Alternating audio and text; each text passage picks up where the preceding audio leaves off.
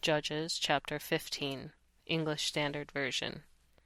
After some days, at the time of wheat harvest, Samson went to visit his wife with a young goat, and he said, "I will go in to my wife in the chamber."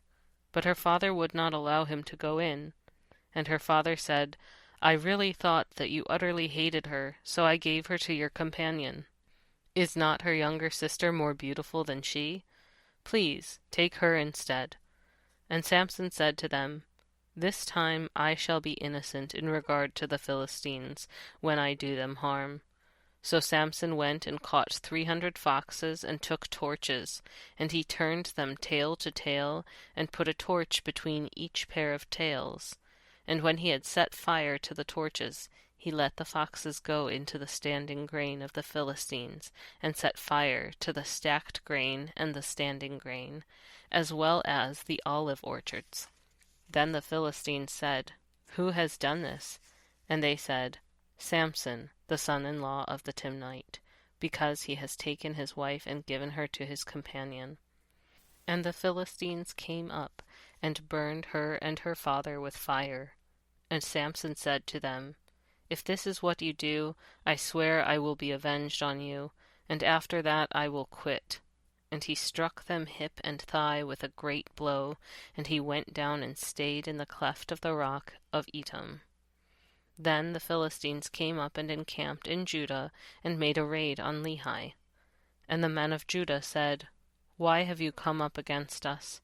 They said, "We have come up to bind Samson, to do to him as he did to us." Then 3,000 men of Judah went down to the cleft of the rock of Etam, and said to Samson, "Do you not know that the Philistines are rulers over us? What then is this that you have done to us?" And he said to them, "As they did to me, so have I done to them." And they said to him, "We have come down to bind you, that we may give you into the hands of the Philistines." And Samson said to them, "Swear to me that you will not attack me yourselves." They said to him, "No, we will only bind you, and give you into their hands. We will surely not kill you." So they bound him with 2 new ropes, and brought him up from the rock. When he came to Lehi, the Philistines came shouting to meet him.